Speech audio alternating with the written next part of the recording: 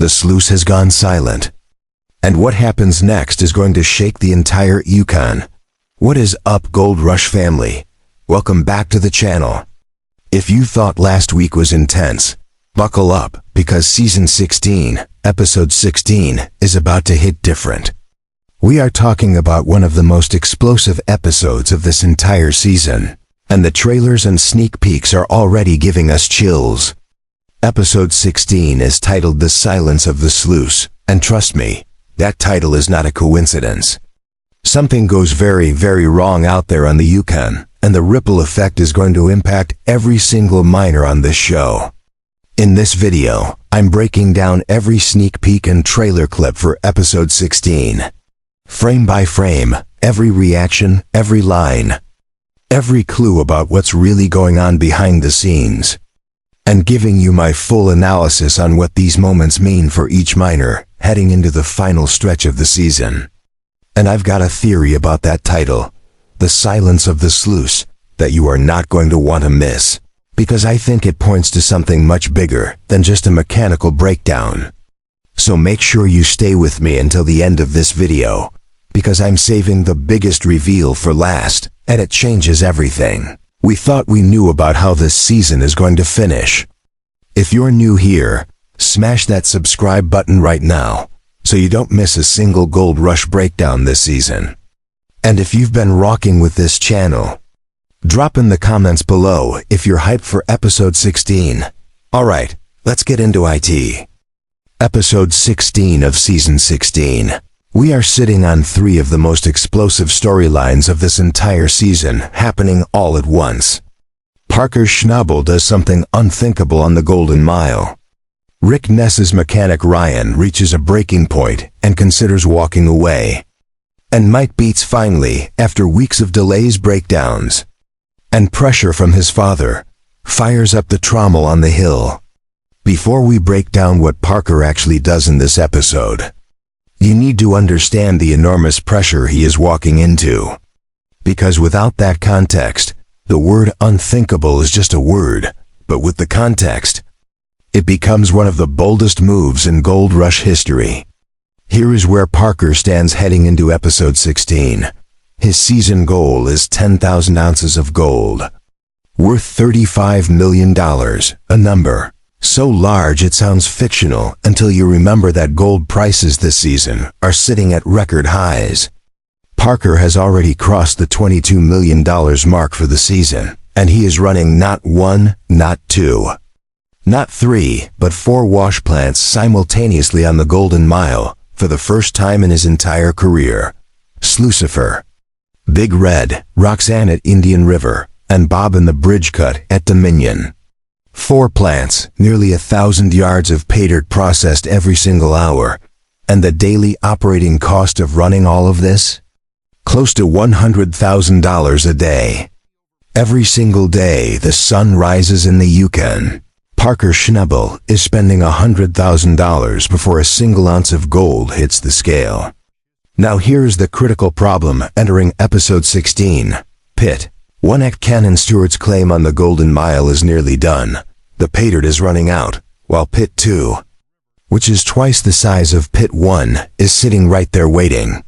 Full of pay dirt and full of potential. Potentially enough gold to close the gap on that 10,000 ounce dream. But here is the catch. The Yukon does not negotiate. Winter is coming. The ground is starting to freeze at the edges.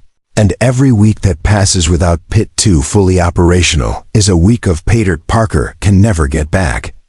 And this is where the official episode description hits us with the one word that changes everything. Parker does the unthinkable to get all of the Golden Mile's pay dirt. All of it, not some of it. Not most of it. A lel of it. Now pause and really let that word land, unthinkable. Discovery and the Gold Rush team have described Parker's decisions in many ways over 16 seasons. Risky, bold, dangerous, but unthinkable. That is a word reserved for something that goes beyond standard gold mining strategy.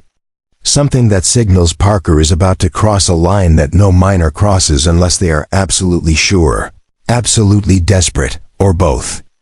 Based on everything we know about where Parker's season stands, here's how the scene breaks down.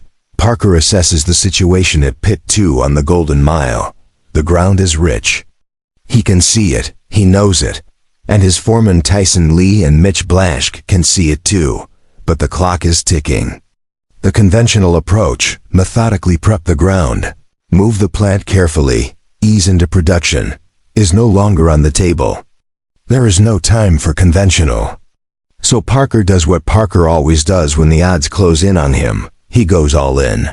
The unthinkable move appears to be, based on how his 4-wash plant operation has been structured this season, Parker redirecting and consolidating his resources in a way that defies standard mining logic, potentially repositioning equipment mid-season in conditions nobody would recommend.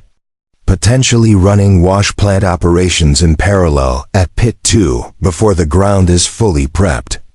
Essentially treating the entire Golden Mile like one enormous, unified operation rather than separate individual cuts. The risk of this move cannot be overstated.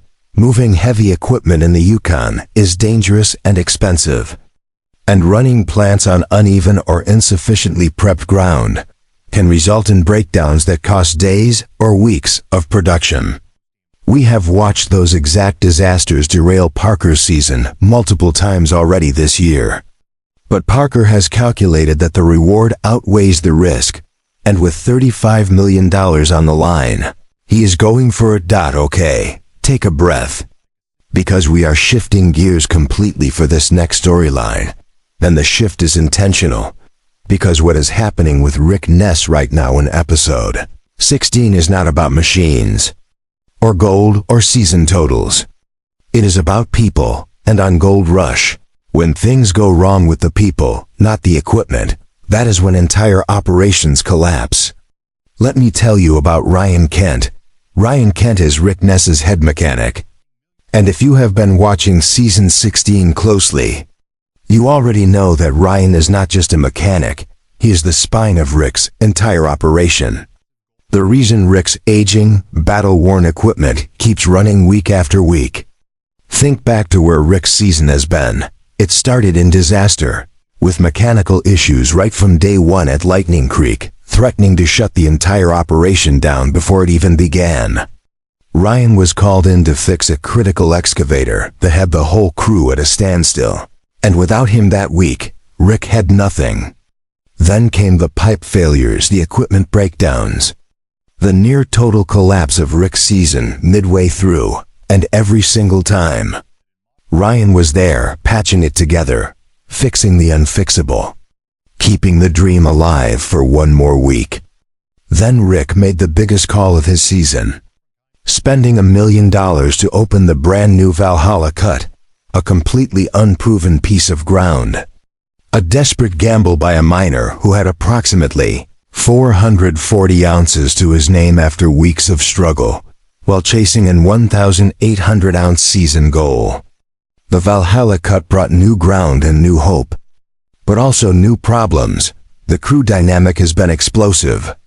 Tension has been boiling under the surface, and the pressure of working difficult. Unproven ground while Rick's entire season and financial future hangs in the balance has pushed everyone to their limit. And now, in episode 16 of Gold Rush season 16, Ryan Kent is considering leaving. Let that settle for a second.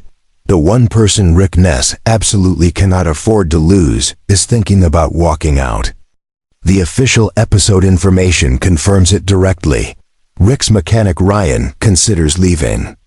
This is not a rumor, and it is not an editing trick. Something has happened. Something has built to a point where Ryan, who has been one of the most loyal and dedicated members of Rick's crew season after season, is genuinely at a crossroads. So what brings a man like Ryan Kent to this moment? Think about it from his perspective. He has spent this entire season in constant emergency mode. Every week has been a new crisis. The equipment is old and under extreme stress. The Valhalla Cut is tough, unforgiving ground. The crew tensions are real, and the weight of knowing that if the operation fails, if the machinery breaks down one too many times, Rick's season is over.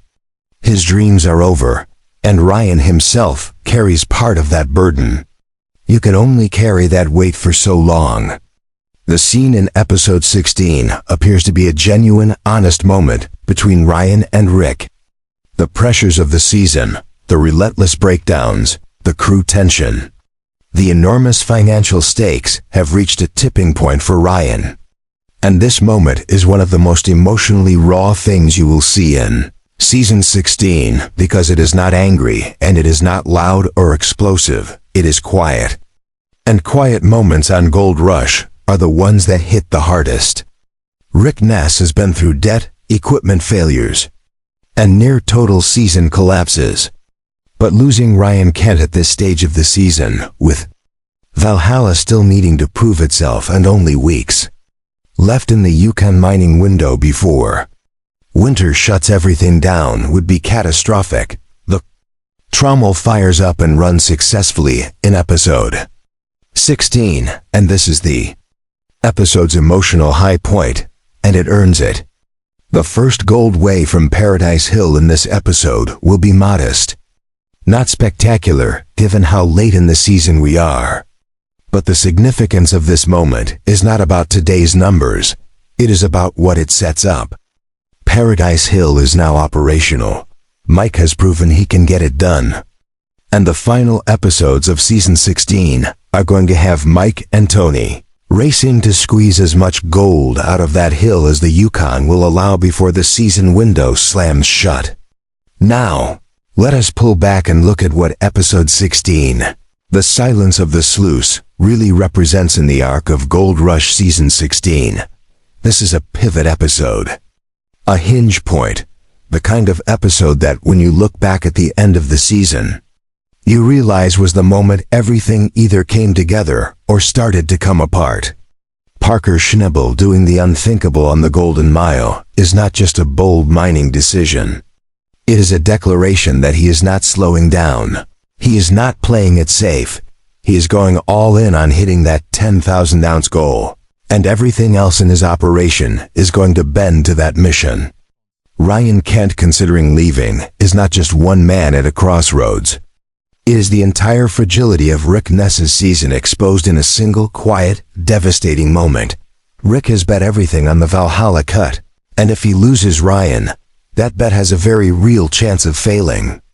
And Mike Beats firing up the Trommel on the hill at Paradise Hill is not just a machine coming to life. It is a son proving himself to the most demanding father in gold mining. A story about perseverance. About not quitting even when every piece of equipment and every inch of the Yukon seems to be working against you.